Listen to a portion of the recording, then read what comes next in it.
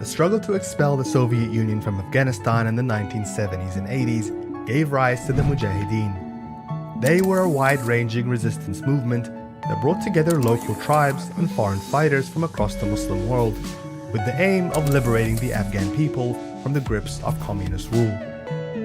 But when that war ended, the remnants of the Mujahideen movement became fertile ground for more dangerous ideas, giving birth to two groups that would dominate headlines for the next 3 decades: the Taliban and Al-Qaeda.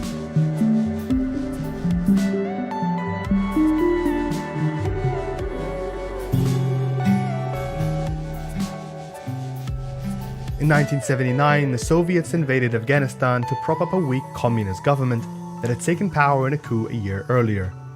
In response, a number of Afghan groups mounted a rebellion. They consisted mostly of unionists and university students and called themselves the Mujahideen, an Islamic term describing those fighting in the path of righteousness. The Soviets responded by launching intense military crackdowns around the country to stamp out opposition. This forced many of the fighters to retreat to neighboring Pakistan, where they set up training camps and schools in the border town of Peshawar. Here, they received funding and training from Pakistani intelligence, Saudi Arabia, and the United States, all with vested interests in countering the spread of communism in the region.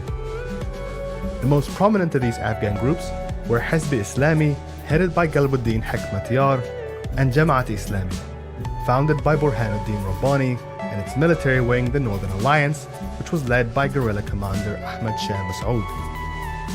There were many divisions over religious and political ideas as well as ethnic background, but under pressure from Pakistan and Saudi, they formed a loose umbrella group called the Peshawar 7 and began to receive advanced weaponry from the United States.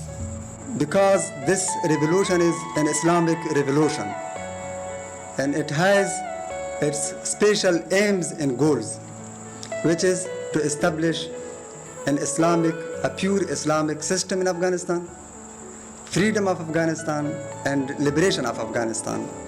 Another group of people also began arriving in Peshawar, dozens of foreign volunteers from across the Muslim world eager to join the front lines of the fight.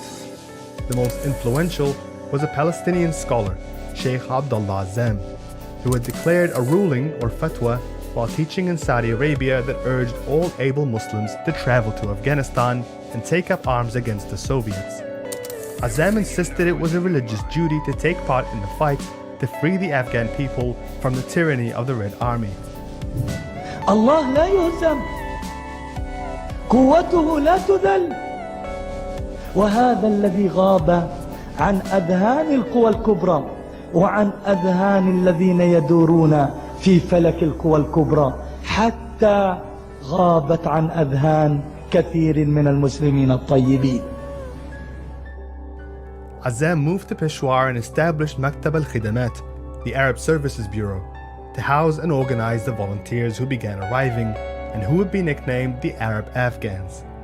One of those who heeded the call was a young man from one of Saudi's richest and most established families. His name was Osama bin Laden. Bin Laden rose to prominence among the volunteers due to his financial resources and connections across the Arab world, which he used to unlock a steady stream of donations to the cause. He traveled to the southern regions of Afghanistan with a group of volunteers and fought alongside the Mujahideen fighters, and slowly the tide began to turn against the Soviets.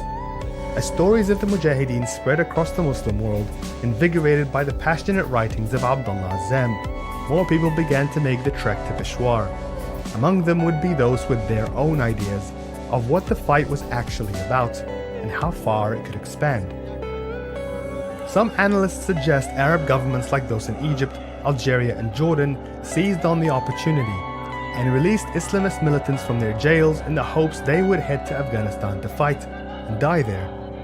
They included members of a group called Islamic Jihad, who'd been imprisoned for years in Egypt following the assassination of President Anwar Sadat in 1981. They subscribed to a doctrine that justified killing anyone who disagreed with their extreme interpretation of Islam. This included civilians, Muslims and non-Muslims alike, who were seen as heretics.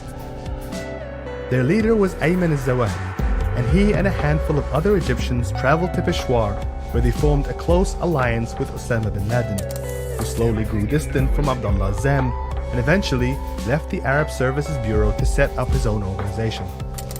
By 1987, the Mujahideen had successfully retaken large parts of the country from the Soviets, whose vast empire had been in slow decay for years and on the verge of collapse.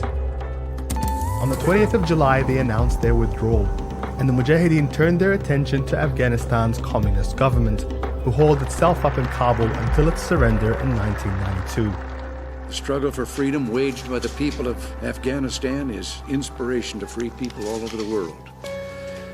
We have supported them in their effort to liberate their country from foreign domination and will continue that support as long as it's needed. As a free people, we can do no less, for their struggle is our struggle. But peace would not find rest, because soon the coalition government formed by the Mujahideen leaders began to fracture, and the two iconic commanders of the rebellion, Galbuddin Hekmatyar and Ahmad Shah Massoud, were at war with each other.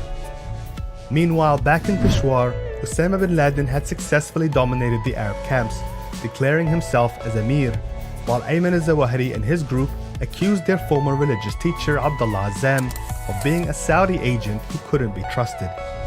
In November 1989, Azzam was killed by a roadside bomb while leaving his house with two of his sons. المعتقد أن إسرائيل مع بعض عملائها من العرب هم الذين قاموا باغتيال الشيخ. وأما هذه التهمة نعتقد يروجها اليوم اليهود والأمريكان وبعض عملائهم، ولكن هذه أدنى من أن ترد، ومن عاش الساحة يعلم مدى الصلة القوية بيني وبين الشيخ عبد الله عزام. Bin Laden and Zawahiri began forming a vision that extended beyond the borders of Afghanistan. They would rally Muslims everywhere to take up arms and fight against the West and its allies on their home turfs. They traveled to Sudan and began supporting other militant groups in Algeria and Egypt to carry out acts of terror against their oppressive regimes and the civilians who refused to fight. والدين تاع الإسلام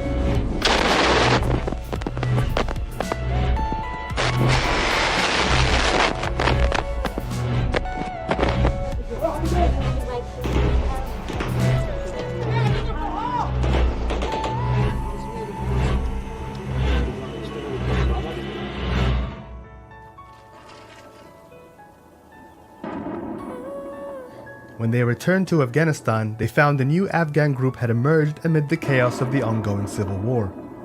They called themselves Taliban, or students, and had formed in the religious schools of Peshawar in response to the power vacuum caused by the new government's collapse that had left large parts of the country defenseless and overrun with crime.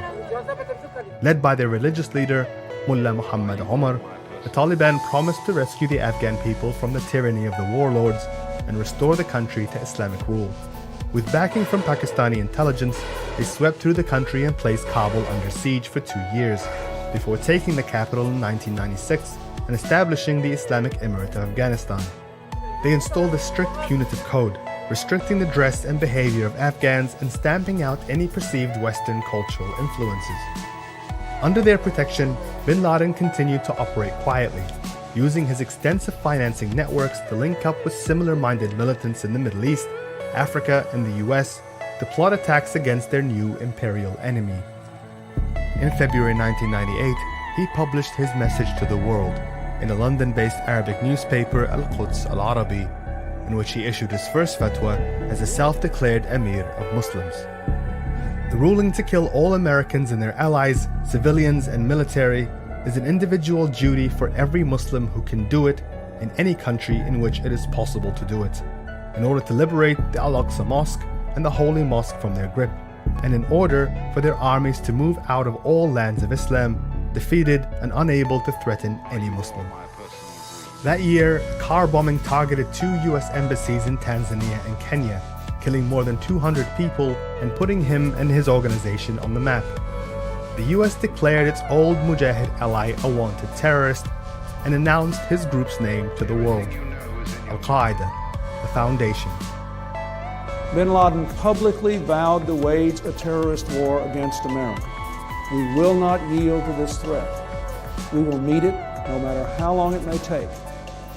This will be a long, ongoing struggle between freedom and fanaticism, between the rule of law and terrorism. One of their followers, the Jordanian Abu Musab al-Zarqawi, would later travel to Iraq to set up a branch of Al-Qaeda, which would ignite a brutal sectarian war following the US invasion and later transform into the Islamic State in Iraq and Syria, ISIS. Another was the Pakistani Khalid Sheikh Mohammed, who would begin to seek their help in his ambitious plan to take their jihad to US shores. On the 9th of September 2001, the head of the Northern Alliance, Ahmad Shah Massoud, was assassinated by two men posing as journalists. It's widely believed to have been the work of Al-Qaeda in retaliation for a visit Massoud made earlier that year to the European Parliament, where he warned the United States that it could be a target of an attack if it didn't take the situation in Afghanistan seriously. تنها هدف از این گروه ها افغانستان نی بلکه اهدافی از او قدم اول افغانستان است بعد خارج از افغانستان. 2 days after his death,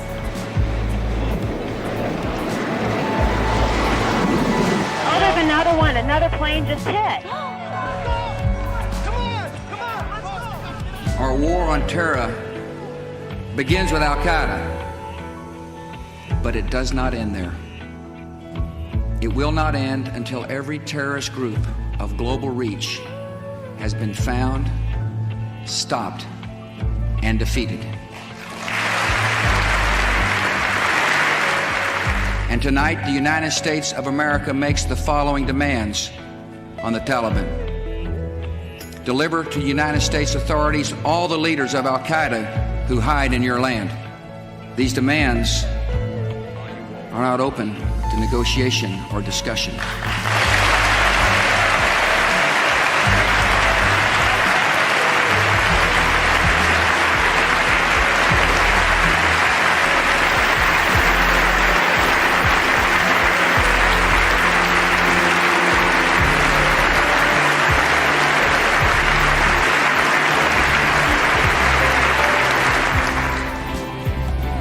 The Taliban must act and act immediately. They will hand over the terrorists, or they will share in their fate.